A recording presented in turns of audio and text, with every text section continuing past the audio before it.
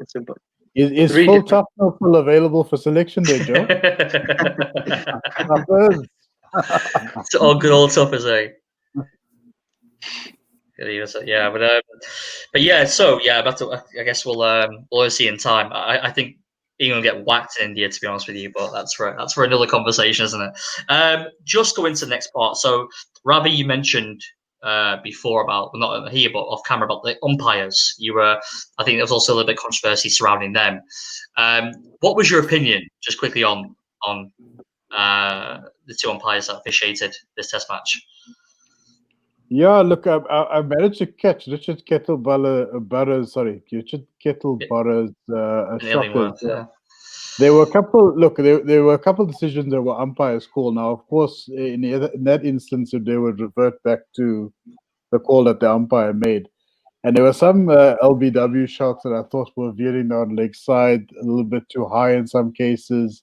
But because they were umpires' call, you automatically revert to whatever the original decision was. And I felt that had a major impact on the game. There were a couple no balls that weren't called, and I think that was a problem that we had in the South Africa series against England at the end of last year as well. So that's something that needs to be remedied quite seriously, and I think that's where we need to make more aggressive use of technology in those instances. But yeah, I just felt that while it didn't have a major impact on the game, because I would say the scores were somewhat level for most of the match. There were a couple of shocking decisions, and I think that needs to be seriously looked at by the ICC. There's talk that they might move away from umpires altogether and just keep it all to the man upstairs. Just keeping an eye on with various camera angles, and I'm opposed to that. I'm a traditionalist in a manner of speaking. But I think these umpires are there. They're the best in the game, and they need to be at the top of their game as a result of it. Richard Kettleburrow for a second looked a lot like Steve Buckner for a second. He was giving shockers. I actually expected better from him. For a long time, I rated him as one of the better guys, and I don't know what happened. I don't know if it's just like like one decision sort of impacts another. I don't know if it has like a snowball effect in the manner of speaking, but that's a kind of impression that I got watching these guys, watching the match unfold. How about you, Dan? Did you think it was just a case of just rustiness? First game back, maybe lack of a crowd, maybe affected the fact they didn't have to concentrate, or it's just simply a case of making a few mistakes? Yeah, look, I think we just call it spade a spade. The decisions were terrible. They were bad decisions. There were too many bad decisions. But what I think people don't understand is that umpiring, just like batting and bowling, has a lot to do with confidence. Nobody sort of understands that. But once you make one bad decision, and you keep in the back of your mind that you're a non-neutral umpire, and everybody's thinking about that, everybody's talking about that. This is the first Test match back after how long? The whole world's watching. The umpires are under just as much pressure as the batsmen and the bowlers. It's sort of like when a fielder's having a very bad day. It seems like the ball will always follow him. No matter where you put it. Yeah. We've all had those games, haven't we? Yeah, we've all had those. I think it was just one of those cases. It's not like there isn't a pattern of behavior here. This isn't the 10th time it's happened. It was the first time it's happened, as far as I can remember. And that's why we have technology. The right decisions were made at the end of the day, in my opinion. I don't think they should make a big hoo-ha about them being non-neutral umpires. That's they're professional. At the end of the day. Yeah, and there's special circumstances at the moment. Good track records, but there was some dodgy ones. I think once you make the bad call, it sits at the back of your mind, and you're unsure of yourself. And like I said, umpiring is about confidence just as much as batting and bowling is. I think an umpire's confidence is really tested when Sri Lanka are playing, because I think the minute the ball hits the pad, the whole team, like the guy standing at third man, is appealing for LBW as well. So and then you say, like, why is he missing no balls? It's because shit, he's made five 5 dodgy decisions. He's not going to watch the line. He's watching the batsman. He's not going to take any chances here. So do you think there should be a no ball camera? I do. Or just a no ball umpire? Like a sensor. I think a sensor on the crease line. I think that we something like that. I don't want the umpire losing half a split second, having to look up from the crease to the batsman. He needs every advantage he can get. It's so easy sitting on our couch, with the replays and the Hawkeye and this and that. I mean, these guys get a split second to make the decision. The ball's swinging all over the place, nipping all over the place. You have some batsmen that are 5'3", some batsmen that are 7'5". It's very difficult to tell to make these calls. So I don't think it's as big a deal as social media likes to make out.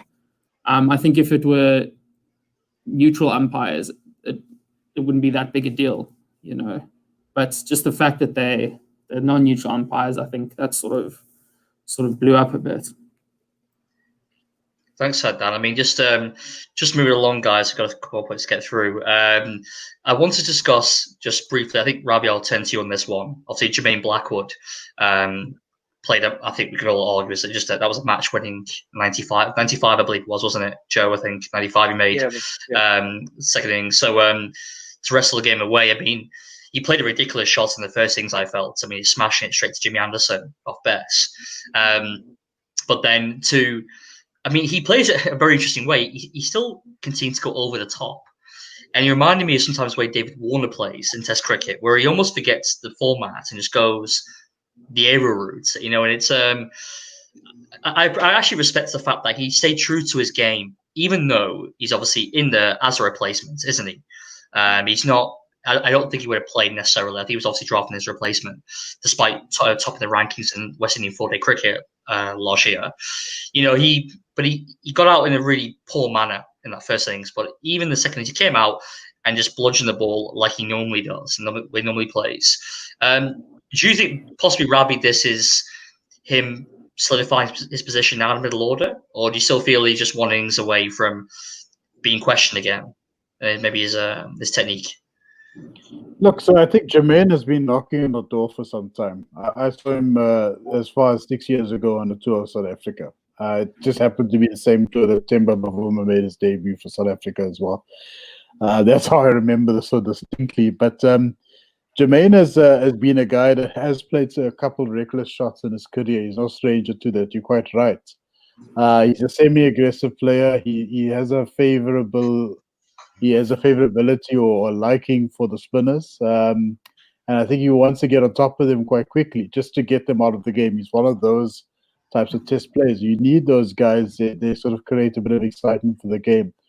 But you're quite right. There were other guys that were obviously contesting for that same spot as well.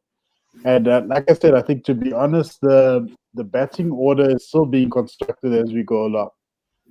We know who our low order guys are. We know who our reliable guys are in the middle order, which is Roston Chase and Jason Holder and Dowrich very recently.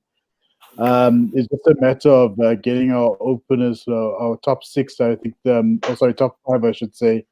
It's a similar challenge to what South Africa has had in recent times as well. We just need to get them all on the same page and perform at a better level. Honestly, I would kill for a guy who will perform like Warder. He's a match winner. He sets a tone straight away with the bat. I would love to have an opener like him, or similar to Gale, at least, because that's how Chris Gale used to bat when he used to play Test as well.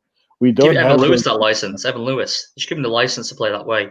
I think Evan is the kind of guy, he's typecasted himself for white ball. I don't think he'll ever throw himself or put himself in contention of red ball. But I have a feeling we will certainly see Hetmeyer again. I think Hetmeyer is one of those aggressive players, aggressive types as well, that could take a game away from you. And we need those guys. We need exciting players like that, especially for the West Indies. Because there's going to be a day where Chase, Holder, and Dowrich are not going to come to the party with the bat. And I think the fact that Blackwood scored some runs now is a very good indicator and a very good sign. We have a guy in waiting in the form of Rakeem Cornwall, who's a very capable batsman in his own right.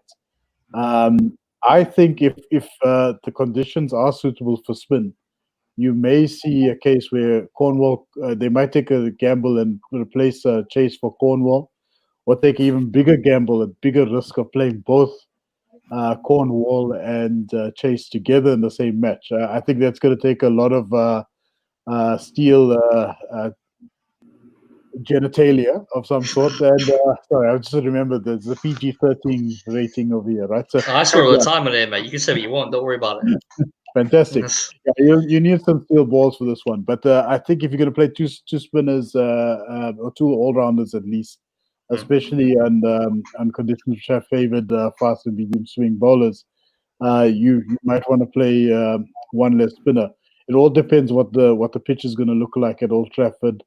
It's going to also the weather is also going to play a vital role in determining selection as well. So we'll see. I personally, I would love to see Rakim play. I think he's a guy that can easily take a game away from any opposition once he gets going. Thank you for that.